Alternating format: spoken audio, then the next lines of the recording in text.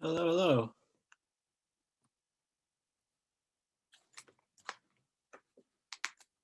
I can't hear you. Can you hear me? Let me see. Oh, there you are. I hear you now. Is that good now? Good now. Okay, I can't hear you. Oh, no, really? Okay. Huh. Oh, there we go. I had something muted. Okay.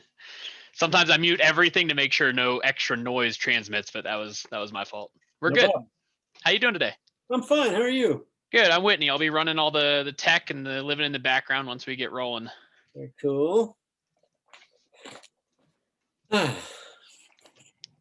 This is, I never, 7 months of this and I still haven't figured out like how to present myself on Zoom. It's all good. Your lighting looks pretty good. I've definitely seen a lot worse. So I'm sure. I'm sure. How's everything been going so far? pretty smoothly. Yeah. Yeah, it's Cool. been really cool. We've had some really cool conversations happening. Nice. Yeah.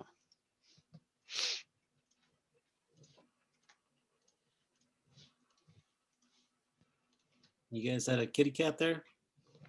Yeah, I got to keep our dry food in my room now. Our other one just had dental surgery, so he can't eat the dry food. So I have to like keep my eyes on it so she can eat it, but Got she it. tries to get in here. I'm like, no, don't do that. Right. So we got to manage that.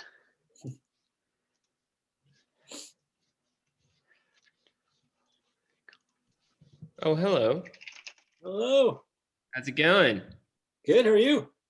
Good, good. Good to see you. I like your backdrop. You got the We were bookshelf? just talking about it. Well, the books, that's to make me look smart, and Yeah, the goose is just a goose. just to balance it off. Yeah. No, I was just complaining that I feel like 7 months into this, I still haven't figured out the art of the Zoom presentation. It's all about the virtual background if you can, but that becomes a whole rabbit hole once you That's go. the I whole thing. eat every week, so I always have a different background based on the subject of the evening. And That's that's good. a whole process. Right. For my son's school, we made a video loop of it was just looked like the kitchen, but then I would walk by in the kitchen and then I would walk back and like swallow the camera.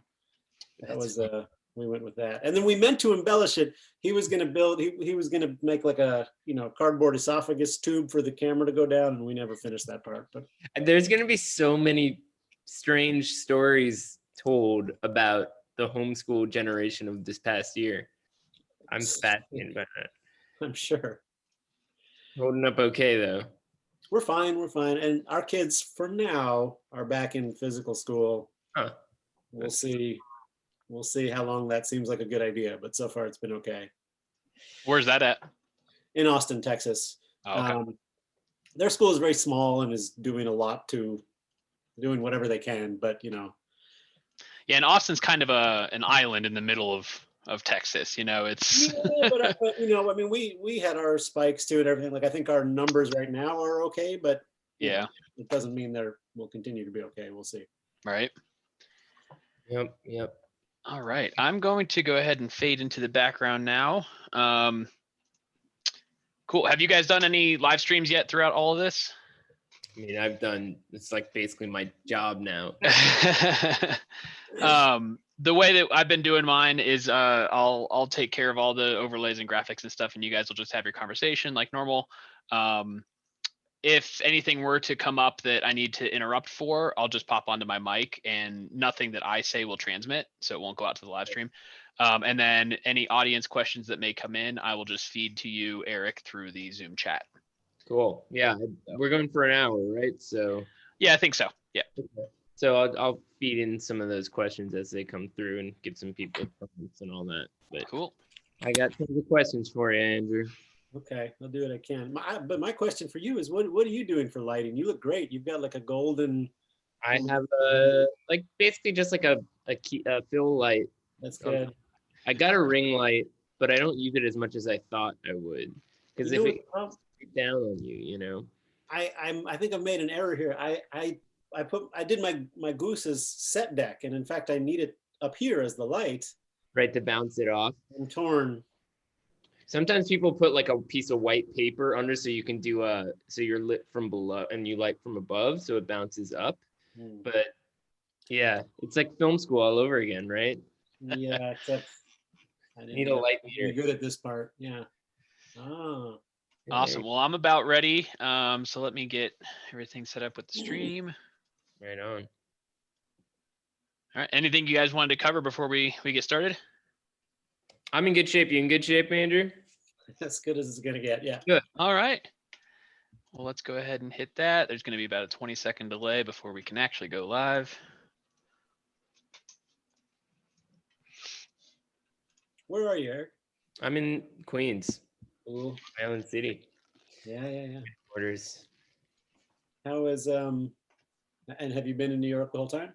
Pretty much. We bought a car and drove around a bit. My in-laws live upstate, so we've been there for some periods of time, and so went to Maine for a bit, like every other New Yorker Nice. to have. I've never been there before, so that was a neat experience. Exploring New England in general is kind of fascinating. Usually I'd be in Europe or something for a week or two in the summer, so being able to actually apply that mindset to, especially in an election year, and to be studying, the immediate surroundings of this region, it's pretty fascinating, actually. Cool. Awesome. I'm all set. So let's go ahead and get started in 3, 2, 1, live.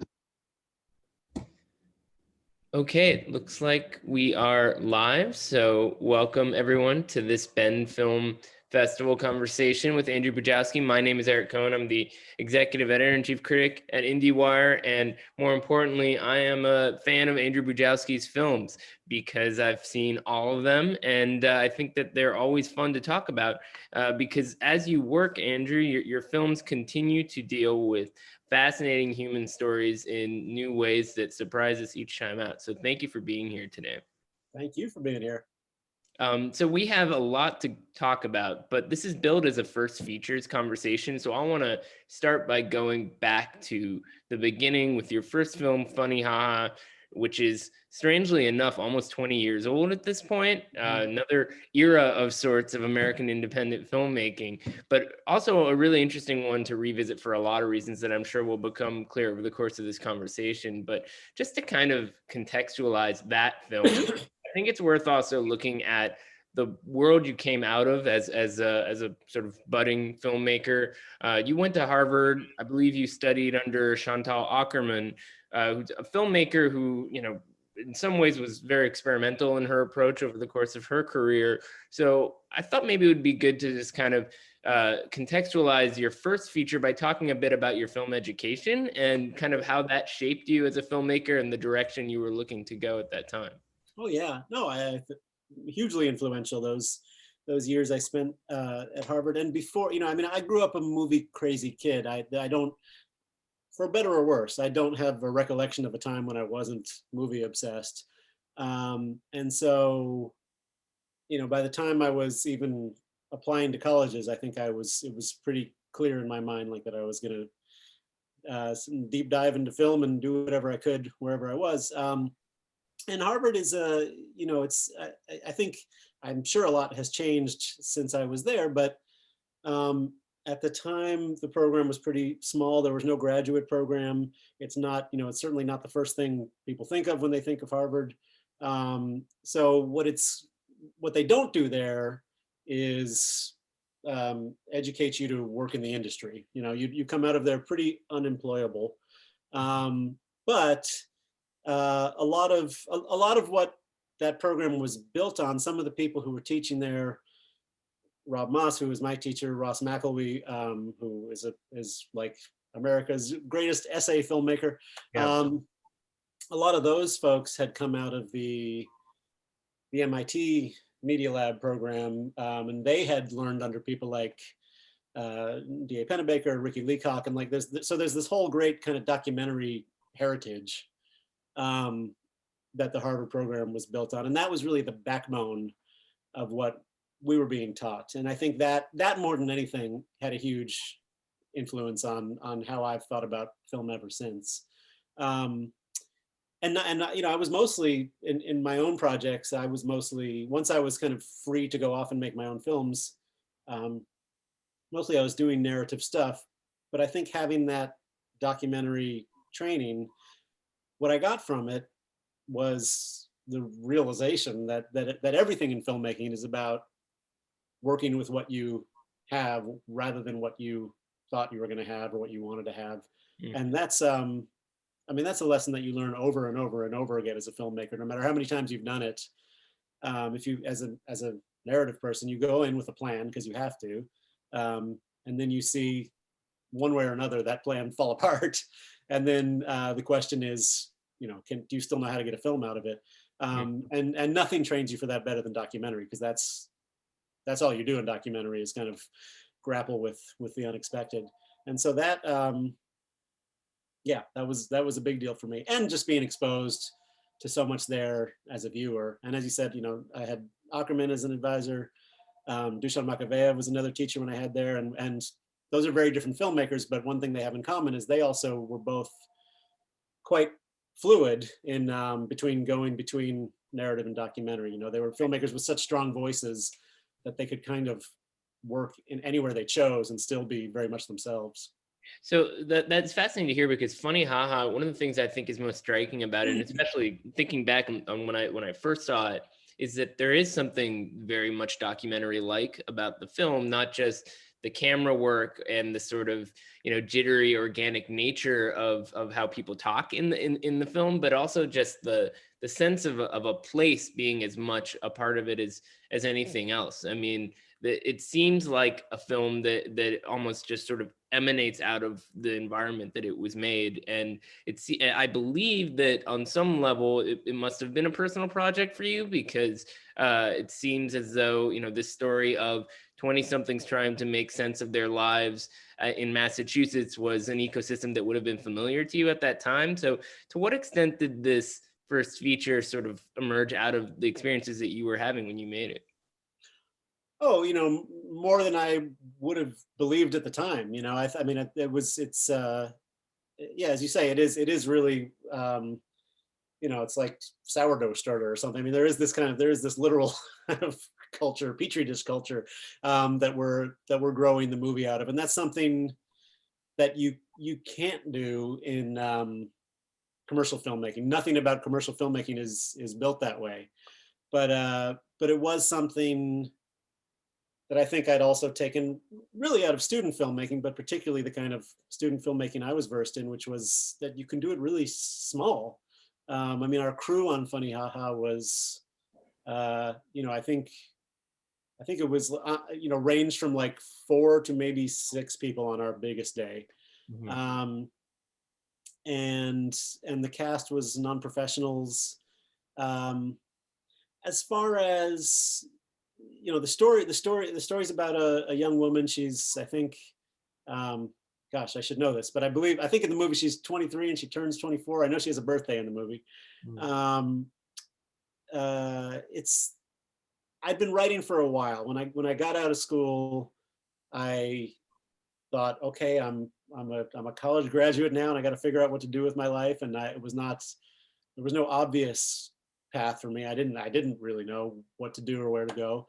I knew I wanted to make movies, and I wasn't sure what that entailed. I figured the first thing it probably entailed for me anyway was writing. So I'd written 2 or 3 or 4 other screenplays, all of which in one way or another were not good.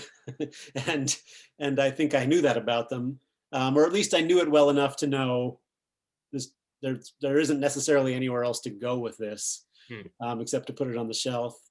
And then, but I had this experience on a student film I had done, my thesis film at school. I'd had this experience of having a cast that was made up somewhat of, you know, professional or semi-professional. This was Boston, but, you know, people who came in with headshots, actors who you met in that kind of professional capacity, and then the other half of that cast was just friends of mine who plugged in. And it was very clear to me in that situation that I was directing them differently.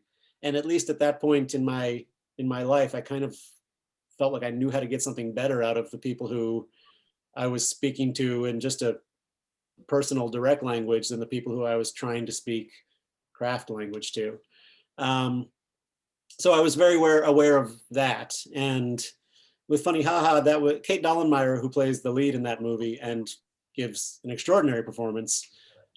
She was my roommate at the time I started writing it, and it was just one of these things where, you know, I'm 22 years old or whatever at the time I start writing, and I'm you know, every day I'm seeing someone who is wildly charismatic, and who I see day after day people falling in love with her. Um, and I had this idea in my head that maybe I could write something that she could do. And I asked her if she was comfortable with me trying to write a movie for her to star in. She didn't. I mean, neither of us knew what this meant or how hard it would be. So she said sure, and I did it, and then we had to make it. At what point did you decide that you would play the sort of hapless character pining for her by the end of the film? I think because there are like three or maybe four big male characters in that. Yeah. I don't think I wrote that for myself. As I think as I was putting it on the page, I don't think that was necessarily with me in mind, but I know that when I was looking at the script, like it was very clear that if I were to act in this thing, it was obvious which character I would play and that I could do. And it was, to some extent, it was a matter of resources where, it's a lot of non-professional actors working for free. So I kind of knew like, well, I know I'll show up on time. I know I'll be there every day. Yeah. So I plugged myself into that and had other friends and people I knew do the other parts that required less nerdiness. Well, one of the phrases you just used, I think, is worth drilling into, which is on the page, because one question that I know has chased you around, or certainly did the first couple of films, was, oh, it must all be improvised. Everyone's just kind of letting it run, which I know is probably impractical, especially when you're shooting on film, but is also not true. I mean, you really do script out these scenes in a way that feels very natural. So what was that process like the first time around? Because it seems like from there to Mutual Appreciation, there was a real sense of continuity in terms of how you would be sort of writing characters that talked in this very off the cuff fashion. Yeah, well, we were trying to make everything feel as organic as possible. And to me, and this is true now, even if I go and do something that is, appears somewhat more conventional with more crew and cast with representation. But still, it's all about what's on the screen. At a certain point, and I like writing, and I care about writing, and to some extent, I also try to make a living as a writer. But as a director, I don't care about the writer. You get to a point where you have the script, and I tend to think of it as it's just kind of another document. It's like you also have some pages where you write down the budget, and you also have some pages where you write down the schedule. And the script is kind of like that. It's like this thing that's very useful to have around and refer to. But if you think that that's the movie, then you're in trouble because you still have to go and do that work. And so all that matters is what's on the screen, whether or not it conforms exactly to what the plan was. I do think that having as much of a plan as possible and having thought it through as much as possible, hopefully gives you the room, if you need the room, to monkey around with it or to go off the rails or what have you. So I think, I've never done a study. I never, once we're done with the movie, I never look at the script again. So in terms of measuring exactly, which ad libs snuck in there, which things ended up a little bit different, and that happens in the editing too, by the way. It's not all just, there are kind of editing ad libs as much as performance ad libs. But we certainly had room for all that stuff, is what I mean to say. It's not that I'm David Mamet and everybody had to master my punctuation perfectly. But I had to be David Mamet when I was writing it. I had to make it all perfect for myself on the page to give us the room to go. And you did read-throughs with the cast? To some extent. I mean, it's always been catch as catch can, and whether you're working with, I mean, it's equally true, if not more true, with professionals, that it's hard to get people's time. So I've rarely had the opportunity to let's all sit around for a couple of weeks together and rehearse. It never tends to work out like that. But you take what you can get and you prioritize what you need to prioritize. I think certainly there are some scenes where you really want, where those rehearsals can be extremely useful to you, and others where you might as well just show up and see what happens.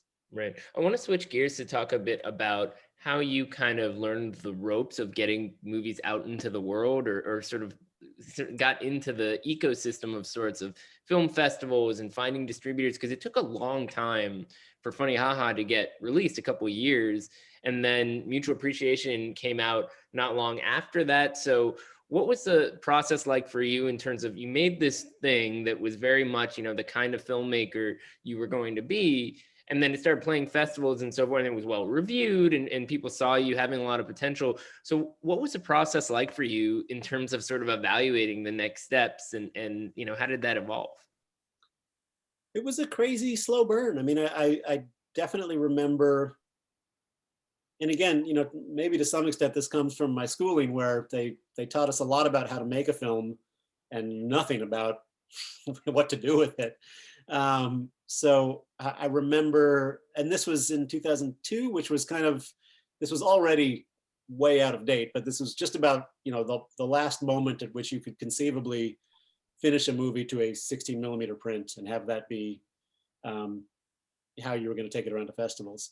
Yeah. And so I remember the day that I got my final release print, and holding it in my hands, and it's 16, and well, I think I still have one in the closet somewhere, but that you can kind of hug it to your chest like this, and thinking, oh, I don't have a clue what to do now. We set up a little screening for friends and family, and then I think I just, I started. There was a website called filmfestivals.com, which just had a list of film festivals all over the world, and I started picking out targets and submitting to places blind and getting rejected from most of them. It was about 6 months before anybody would show it anywhere. And then, oddly, the floodgate kind of broke. And so our first 3 public screenings were all within a week of each other. But then it was still this weird slow burn, because even after that week, I was like, wow, this is amazing. We've screened 3 different places, and now that's probably it. Now we're done. And every time I thought it was done, there'd be something else would come along. It would be, some other festival, or, we'd get a good review, or we'd get an award, or whatever it was. And all, most like small regional stuff, and nothing huge, but enough to just keep it going and keep it going, keep it going. And yeah, and 3 years, in 2005, the movie had an official theatrical release, which was, it was backed by, basically there was an angel investor, a guy who, he was not in the movie business, but he was in the music business. So he sort of knew a little about the movie business, but basically just a guy who had a little bit of money in his pocket and said, I want to see this thing in theaters. What would it cost you guys to do it? And we figured it out and did it. And so my Houston King, who I still work with as a producer, he and I became the distributor. And then we did that for the first 2 movies. That was a part of, as much as I, as a kid, was always fascinated by, always dreamed of being a director or a writer or an actor. I never dreamed of being a distributor, and I don't ever need to do it again. But it was an education. Yeah, well, it's interesting too, because those 2 films are real kind of, I mean, at least in retrospect, feel kind of like companion pieces in a way. I mean, they have similar kinds of, the demographics and the ecosystems. One's Boston, the other's Williamsburg. But with Mutual Appreciation, you're shooting in black and white. It feels like maybe there's a little bit more of a step up in ambition. But what was it like for you? Did it feel like you were making a bigger movie that time? I don't know, maybe a little, but it didn't feel much bigger. I mean, it was still, yeah, there was a few things that were ambitious that I might not have tried to have pulled off in the first movie. But we wanted to, anytime I go into a movie, I'm always, first of all, anytime I make a movie, I always think it's the last one. I always think I can never do this again. This is too hard. I quit. And then I think, as with pregnancy, it's like a few months or a year go by, and then suddenly that burning desire comes up again. but I've never wanted to do something that I thought I knew how to do. So I think always you're going into something trying to accomplish something that you're not sure how to do it or if it can be done. So yeah, I mean, in that sense, to me, they're all kind of equally ambitious, or the same. It's the same ambition every time. Is like, can I figure out how to make something out of nothing? But yeah, I mean, I pulled the same trick in the second one, which was I'd written the first one for Kate Dollenmeyer because I had an idea in my head of what a movie that she carried would be. And so Justin Rice, who had also been a roommate of mine, I wrote the second movie with him in mind and built around that character. It's a different kind of structure. It's different in many ways, but also it's a great trick to pull if you think you can kind of guarantee yourself a very specific, very strong performance in the center of the thing. There's nothing better to build around. Right. Yeah. Very, very sort of practical, merged with, you're having the autonomy that you're looking for on a project like that. But the other thing I think is significant about this film is that when it got out into the world, you had an audience of sorts. There was a festival audience that was sort of aware of, the previous film, and then this film comes along and it starts to have, a sense of momentum behind it, which brings me timeline wise to the sort of unavoidable M word that has to come out of any career survey, because I don't know whose fault it was, maybe in something you mentioned in an interview or about your sound. Yeah. Calls it mumblecore, right? So the mumblecore word starts to get passed around a lot. And as I recall, there was that point in time where you had appeared in Hannah Takes the Stairs and kind of were involved in writing that project and played a key role in it. So that year there was just a whole bunch of stuff happening with people who knew each other, acting in each other's movies and so forth. What did you make at that particular point in time of the way, not just that word, but the way that there was sort of this perception of a kind of a movement in American independent film that you were at the center of? Looking back on it now, what did you make of the way that kind of, got taken up and perceived that way? At the time, it was kind of annoying, just in the way that any label is. And there was a kind of absurdity to it, in as much as my feeling at the time, I think, was that I was seeing, and by the way, there's no reason to complain about publicity. I mean, in that sense, it was of course, like, we were all, I think, very grateful for the attention, and frankly, grateful for also, to the extent that was about community. I was always happy to be associated with that. But when I looked at what I was doing and what Swanberg was doing and what the Duplasses were doing, and those were kind of the main names that came up over. There are others, but I thought, what, as somebody who liked those people's movies, I thought, what's interesting to me about a Swanberg thing and a Duplass thing is not what they have in common. Like, that's kind of the least interesting part. It's the things that they're doing differently and that they're doing uniquely and on their own. Yeah. That, if anything, that's where the talent is. So, but you could say this about anything. You could say this about, I mean, I remember as a teenager, reading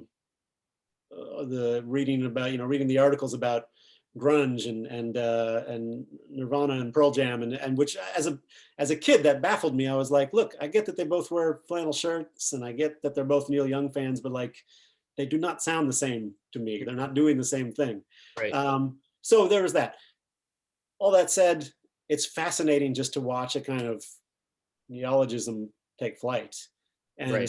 in a weird way, that's like, it's the biggest thing I'll ever be associated with. That this was Eric Masanaga, who is a sound engineer who's mixed everything I've ever done, said it to me as a joke in 2005 at South by Southwest. I repeated it to an IndieWire journalist as a joke, and then it's traveled the globe. I mean, this is something that I've been to film festivals in other continents where I don't understand what they're saying because I don't speak the language, but then I hear mumblecore come out, and that's amazing to me. I mean, it's, it has global reach, whatever that is. Well, and the other thing that happened there is, I remember the ISC Center did a big series called The New Talkies, and there was a New York Times profile. All this stuff was happening that really did raise the profiles of all these filmmakers. And as you say, I mean, it was publicity, right? But everybody went off in different paths from there. And it's fascinating because everybody you mentioned is still making movies. And the Duplass brothers went off to Hollywood. They made the studio movie. They've kind of built this whole factory there. Even Greta Gerwig is obviously on her way, and Barry Jenkins, all these different people who are sort of lumped in. In your case, I'm curious to know what it was like for you in terms of the opportunities that started to come up from your experiences, what kind of offers you got, and sort of how you started to assess the kind of potential of being able to pick and choose a little bit, or take on some gigs that way. Oh, I've probably blown the vast majority of opportunities that have come my way, for better or worse. I think I've as far as career stuff goes, and as far as going to Hollywood and taking those meetings, I have gone to Hollywood and I have taken those meetings. And once in a while, every few years, somehow I seem to stumble into something kind of coming out of it. So I've had some of those jobs, and which have been great. And I think the first thing, like my first kind of toe in Hollywood was 2006 or 7 or 5. I got a job writing for Scott Rudin. I wrote an adaptation of a novel called Indecision, and that never got made, but it was a great job to have, and I certainly learned a lot, just from getting into that system a little bit. Yeah. And over the years, there've been other little things like that, but for the most part, because I'm a stubborn person, I haven't chased that stuff as hard as I probably should have, just for practical reasons. And my voice, for better or worse, and it's taken me a while to learn this, but my voice is my voice, and it's not a terribly commercial voice. So I think my first priority always ends up being to do the thing I want to do.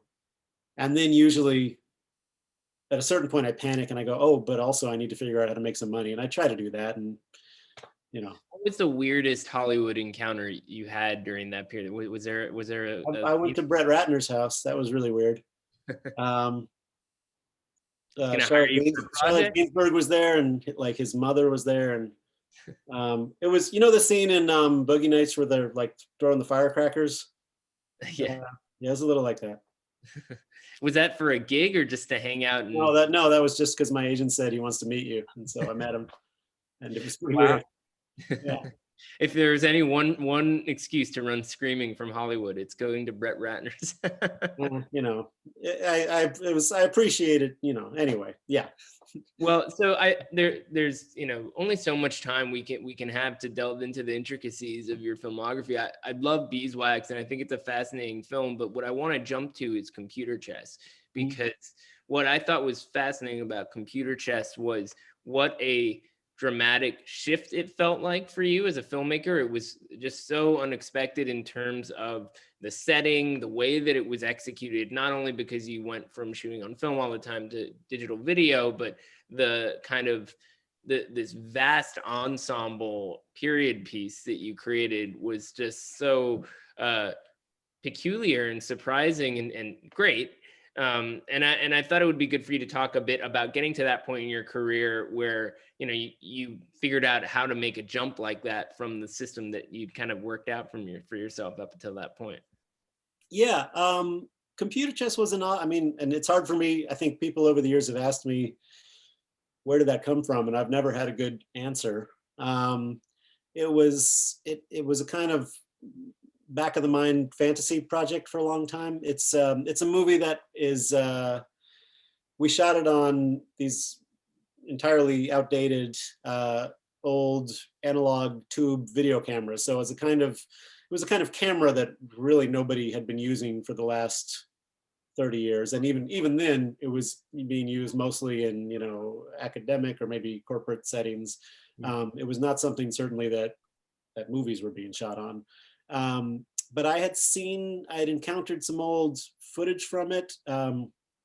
Michael Almereyda did a terrific documentary about the photographer William Eggleston. And Eggleston, who, is a brilliant photographer, mostly known for his 35 millimeter color shots, had also gotten one of these cameras in the 70s and just documented all these crazy pill popping people he knew in Memphis. And that footage is phenomenal and fascinating. And so having seen some of that, I think it just got in my head, and in part too, because I had been shooting on film. My first 3 movies I'd shot on 16 millimeter. I love film. I love 16 millimeter. People would ask all the time, well, when are you going to make something on video? And so again, that contrarian part of my brain was like, okay, you fuckers want video? I'll show you video. And I just got fascinated and obsessed with the strangest looking video there was, which also, it's so, like, once you delve into it, it's really beautiful. Those old Sony Portapak images, and it doesn't look like anything else.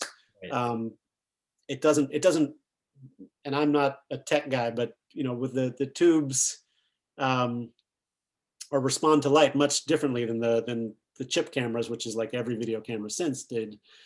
And so I just kind of fell in love with these unique images and started to imagine what a movie would be that would make sense in that visual language.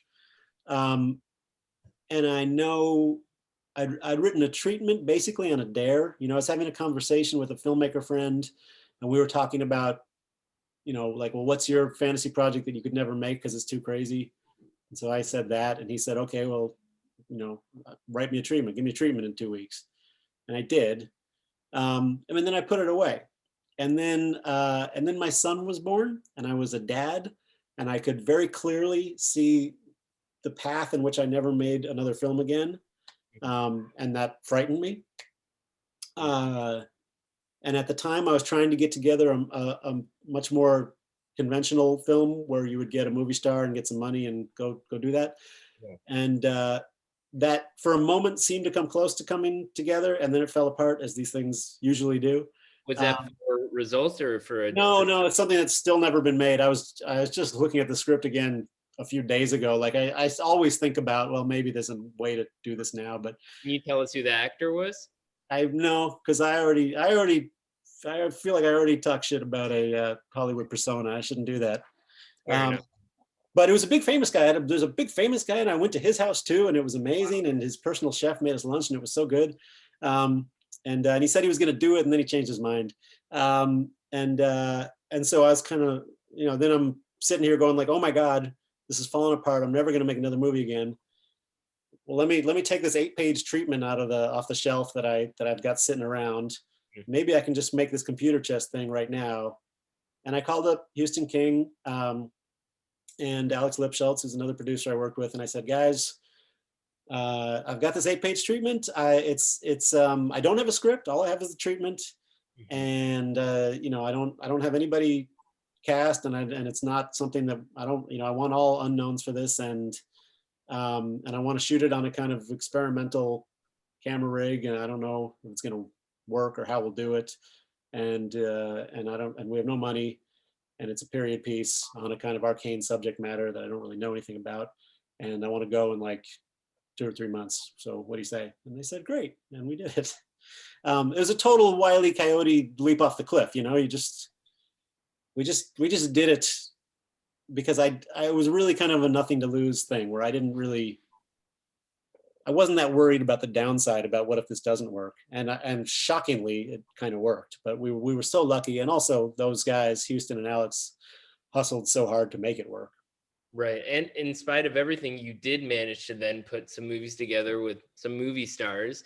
And I want to get into that. If people are watching, they could certainly submit questions. We'll try to leave time for those at the end. But let's get into first Results and that experience, because in some ways, I suppose you could say it was a more conventional kind of movie for you, but it certainly felt very consistent with the kinds of films you'd done in terms of, the it was a world. You bring us into a world, and we kind of sit with these characters a lot, and you're sort of subconsciously experiencing a plot more than, sort of going from plot point to plot point or whatever it is. So what was the process like for you in terms of, getting together with an actor like Guy and, figuring out how you could do this on, something of a bigger scale while still kind of keeping the kind of aesthetic that you developed up till that point? Yeah, well, it was another great education. I think the three leads in that movie were Guy Pearce, Kobe Smulders, who had just come off of 9 years on How I Met Your Mother, and Kevin Corrigan, who I've been a huge fan of for a long time, and who I knew a little bit. We were kind of friendly before that. Guy and Kobe, I didn't, I didn't really know at all. And between the three of them, I mean, they had like an unbelievable amount of experience. And so I'm coming from 4 movies where I'm working primarily, if not entirely, with people who have little to no experience, and going into a world where like there's suddenly an accumulated like half century or more of acting experience, which is intimidating. I think in some ways I felt like my job, it hadn't changed that much. It's still all about just what do we get on the screen? How do we get something that feels vibrant and alive on the screen? It felt like maybe some of the polarity of what I was used to doing flipped, because on all the earlier movies, even though I was working with a lot of non-professionals, they were always people who I think were, to my eyes, wildly talented actors. It wasn't just grab the first guy off the street. It was, you've never been in a movie before, but you happen to be fucking brilliant at it. So that was the same. But with the non-professional, with somebody who didn't have training, it tended to be like great instincts.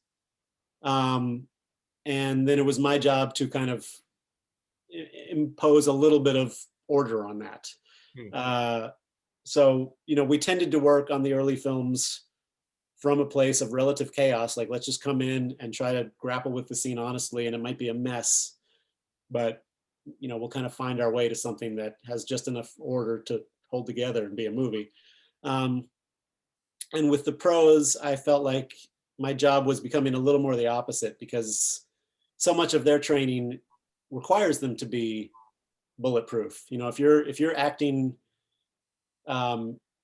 if you're going from job to job to job, the way that most successful professional actors are, you kind of have to show up and just be ready to walk on the set and nail it on take one, whether or not the director is paying attention or awake or sober. And so I realized, like, the last thing I need to do is impose order. I kind of got to go the opposite direction. I got to try to find a way to inject a little more chaos into this. And so that's what I felt like I was trying to learn to do on Results. But again, really, most of it was surprisingly similar in a way, because I think the kind of insecurity that's at the heart of acting is sort of the same, whether you're stepping onto a set for the first time or whether you've been doing it for 30 years. I think if you're good at it, you're still going to feel kind of insecure and terrified, no matter how often you've done it. And that's good. You need that. That's part of making the performance alive.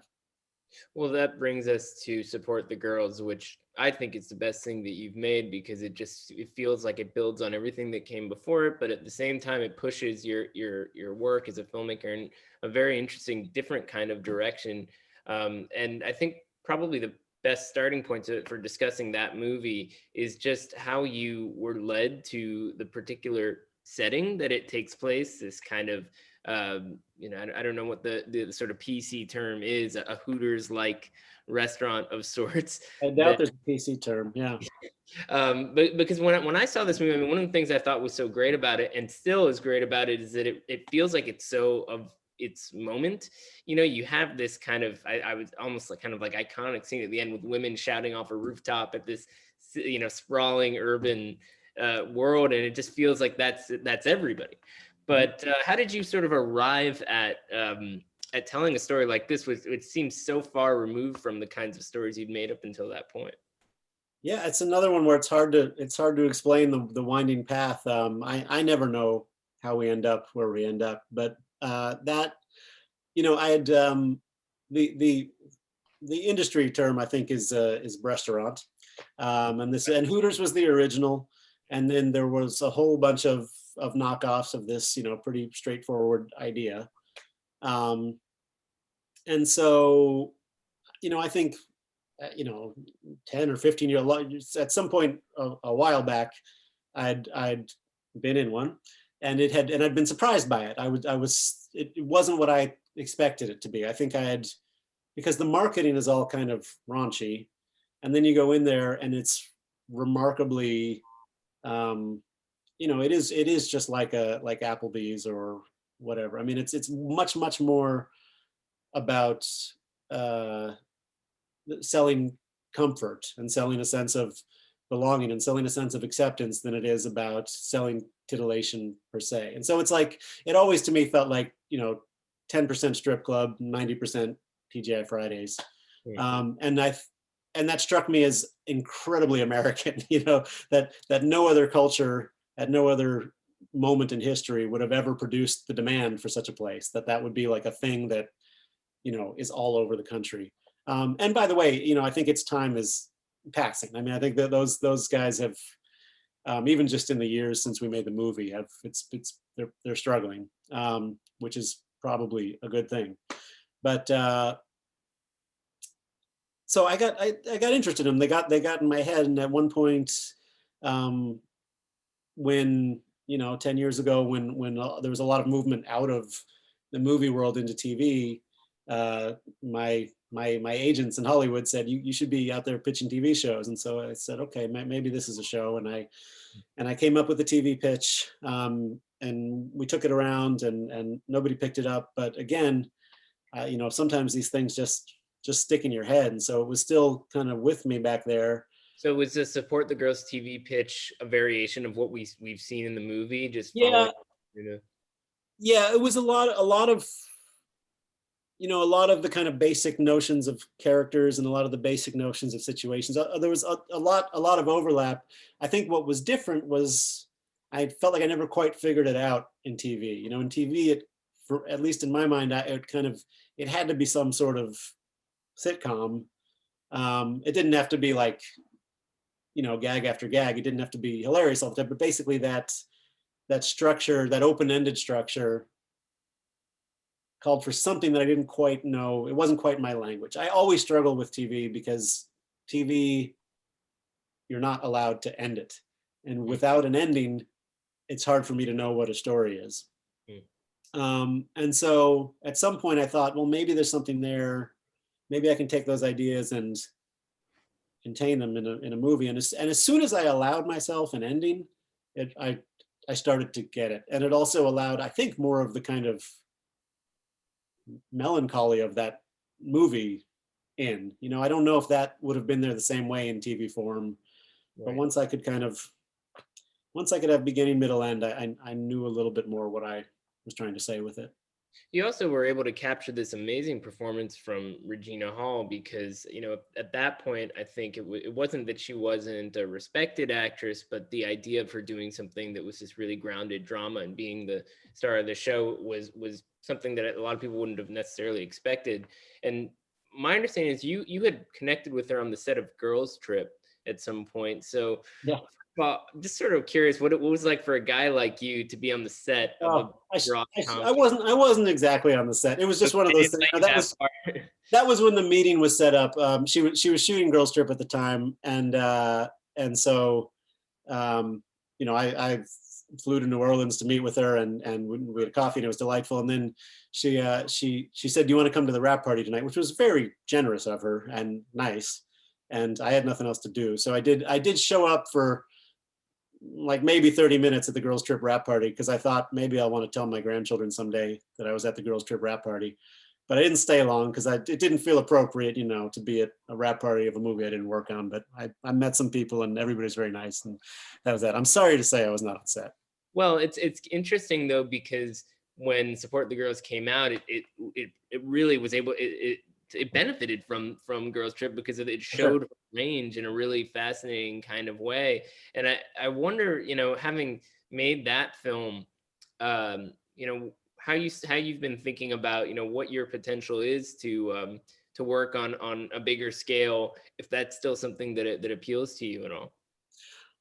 Yeah, I'm always open to anything, and I've never, you know, I've never said never to anything. And so always happy to have any of those conversations. I think, you know, there's I guess maybe a fair bit of self-knowledge as to like, I think I know why Marvel isn't calling me, and that's okay. You know, You sure? I'd love to see your Marvel pitch. well, you know, if I would be happy to try to do it. I assume I would get fired. Um, and you know, I mean, I'm throwing stuff at the wall all the time, so I'm always. It's not that I never have, but you know, I guess a great lesson for me of results, because I did, and I tend to be pretty slow as a filmmaker, and it takes me longer than I wish it did. But going from computer chess to results was actually, I think, my fastest turnaround, where you know, exactly 2 years apart, I had a movie, and I went from, with computer chess, what almost to me was like a parody of an uncommercial idea. You know, I took the least commercial stuff I could possibly imagine and went and made that movie. And then with results, you know, kind of tried to go to the other end of the spectrum, where I thought, okay, this time it's like it's a romantic comedy. I've got really good looking movie stars, and they're going to kiss at the end, and the movie is going to be, you know, it'll be colorful and there'll be funny jokes in it. So that was my idea of commercial, and then to see the movies were received pretty similarly. Like, I think to look both at box office and also kind of critical reception and everything, it's like people were like, this is a weird movie, and then this is also a weird movie. And so I think that to me was instructive. What's that? They're weird for different reasons, so at least you have that. They're weird for different reasons, but you know, they're also weird for the same reason, which is that they've got the same weird director. Well, speaking of not making Marvel movies, you did collect a paycheck from Disney by writing Yes, yeah. this Lady and the Tramp live action movie, which I have to assume was not something you could have imagined as your big studio gig back when you first were looking into those kinds of opportunities. But how did that kind of come about for you, and what was the experience like? Because that was pretty recent. That was pretty recent. Luck. It's always luck. I mean, everything. Certainly, any kind of Hollywood gig I've ever had is luck. I live in Austin, Texas, and my friend Jeff Nichols lives here as well. And so I think sometimes Hollywood people come here to meet with Jeff, and then they're like, well, you know, I got a couple hours till my flight. Who else can I meet? And so that was what happened. I met a guy named Brigham Taylor, who is a producer who's spent the bulk of his career at Disney. He was an executive there. Now he's an independent producer working with them. And we just had a nice breakfast meeting. We talked about, you know, like it was no secret that Disney was rebooting everything in their catalog. And at that point, it was just a few years ago, but I was like, well, what haven't they done? What's left? And he was interested in Lady and the Tramp, and that piqued my interest because of all the Disney movies, it was the one that I, you know, probably kind of had the most entree into. And as much as it's not, first of all, it's not really a fairy tale.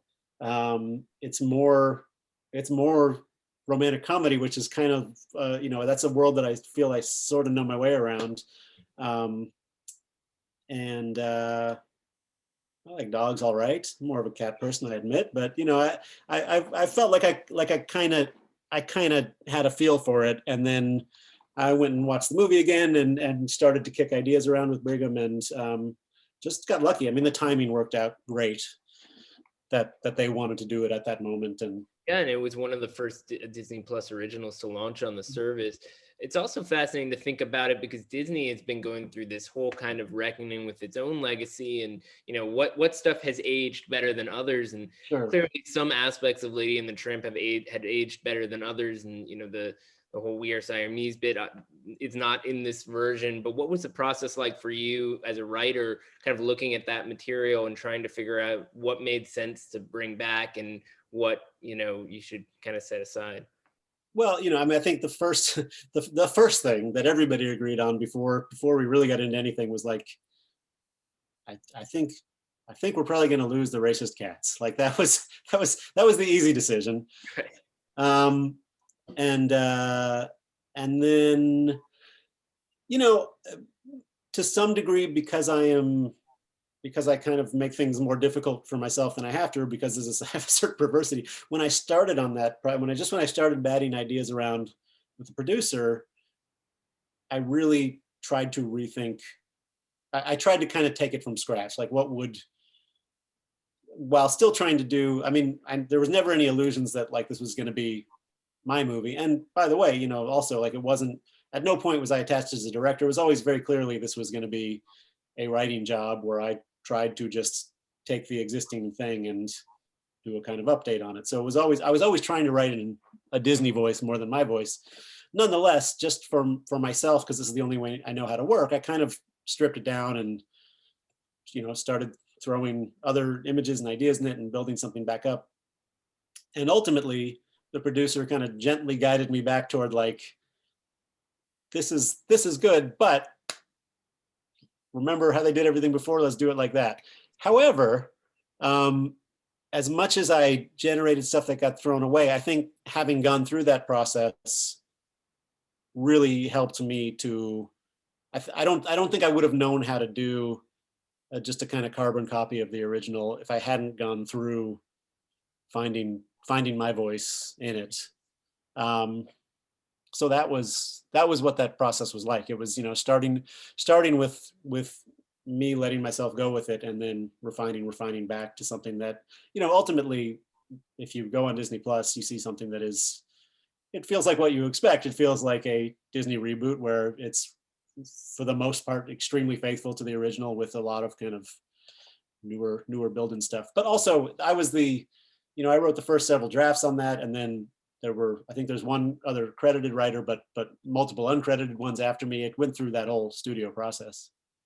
Well, speaking of sort of what you gleaned from that, we have a question that was submitted here. It comes from Houston. I don't know if it's your Houston, but it could be. You never know who's watching. And the question is, what's the next film for Andrew? That's a good question. Well, I hope Houston knows. We'll see. We'll see. I wrote something that I'm very eager to go do. And as of early March, we were going for it and trying to pull something together for a shoot that would have been nice to do this summer. But for obvious reasons, we're still trying to figure out what the way forward is. Because, to keep myself semi-sane in these months where we couldn't figure out how to pull a production together, I've also written a kind of quasi-experimental script that maybe could be done safely under COVID conditions, and we're kind of also starting to feel around to figure out if that might be possible too. And then I don't know. There's always a half dozen other ideas, kind of in one form or another, but we'll see. Well, on that note, what is the sense you're getting from your sort of inner circle of film collaborators and so forth in terms of, the climate right now? There's not a lot of movie theaters open, Yeah. film festivals. I mean, we're having this conversation in a different kind of way than we would normally be having it. So, what is your sense of the continuity, the potential to kind of get through what is a completely unprecedented situation for people who do this kind of work? I mean, I'd be curious to hear your answer. It's I think for anybody who cares about movies at any level, whether it's even if it's just watching them, this has been a really odd period, and in a way, not a bad period for reflection. I mean, I could never have imagined that I would go 7 months without setting foot in a movie theater. You know, that's mind-boggling to me. It's not been all bad. It's not been bad, you know, having dinner with my family every night instead of sometimes being at a movie. It's Right. not been bad getting more reading done. But I mean, nobody knows what's going to be on the other side. You know, no, that's the thing. I don't know if movie theaters are going to exist, or if they do, what form, you know, which movie theaters. And I've always been a theatrical experience guy. Like I don't watch much at home. To me, it's always been important to go see it on the big screen. So I think we've got to accept that was something that had already been through so much change in the last 10 years, and that there's just going to be more and more of that. I don't know. I mean, I think as somebody who makes things, I'm not, I haven't given up. And most of the people I know who do this, filmmakers are very adaptable people. They have to be, like, especially independents. The conditions have never been particularly in our favor. So it's always been a matter of going out and trying to, you know, whether it's by being dogged and diligent, or whether it's by being con men, you know, going out and trying to figure out how to make something happen that's kind of impossible. So that hasn't changed. It's just gotten more ridiculous. Mm-hmm. Well, I mean, on the level of ridiculous, that leads to the last thing I wanted to ask you about, which is this election year that we're living in, or seem to be getting to some kind of endpoint for, fingers crossed, because you are an Austinite and a Texan and have made movies there and are very much in that world. I thought it would be good to hear from you about what you make of what's going on in our culture and society right now, in terms of, you know, some people think that there's a real push for progressiveness, but then at the same time, you know, America is in this incredibly divided place.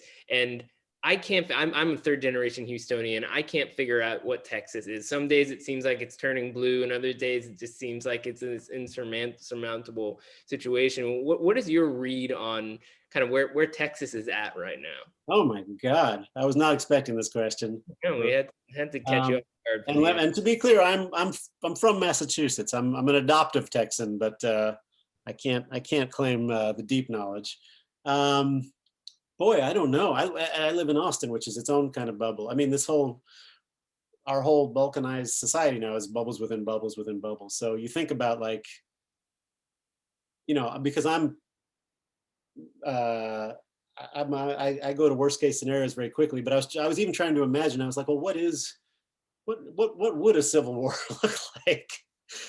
Because you know, you can't just do states versus states anymore. I live in Austin, so Austin's not going to be on the Texas side of a civil war anyway. But then certain neighborhoods of Austin won't be on the Austin side. So it's all a muddle, which is good in a way. I mean, I think that's something that, in a way, I guess, has always kind of encouraged me about our culture. As scary to me as it is, as scary to me as a lot of things are about our culture, I think it's useful for me to remember that even in the reddest red state, you know, there's still a whole lot of people, whether that's a 30-something% or 40-something% who aren't swallowing that whole party line there. And, you know, and vice versa too. I mean, I'm from Massachusetts, which is as blue as a state gets. Lord knows there's plenty of red meat in Massachusetts. So I don't know. I mean, you know, it's what it's always been true about the whole globe, is like, people got to figure out how to live together. It doesn't look great now. Right. But, I think it is interesting to hear you talk about it, because you don't write characters who sort of ramble on for the most part about. But I ramble on. Yeah, exactly, about the state of the world and, you know, the people in power and all that kind of stuff. The things that seem sort of inescapable right now. And it's interesting because, you know, it's like, I mean, it's not that you aren't engaged with these issues, but you don't write them. And I wonder, you know, how you feel about that. Well, I do. To me, and not to make too much of a stretch, but to me, I think I am kind of always writing about what I'm always writing about is just, and maybe my, you know, the political analysis I offered right now was pretty gummy, and maybe it's kind of, it's old-fashioned liberal stuff, like we need to get along, but it's also, it's kind of the crux of the whole human society is how do you get along with people who you don't who you're miscommunicating with, either, you know, and sometimes intentionally miscommunicating with. And that's all of my movies, one way or another, are about people trying and failing to understand each other. It's kind of the only subject for me. And whether it's, you know, whether it's some version of a comedy or not, or whether it's something experimental or not, I think that's what's happening in all of them. Well, I can tell you, there's a lot of people in the next 2 weeks are going to get on their rooftops and be screaming. So Don't doubt it. Don't doubt it. Some of them will be armed. Oh God, not me.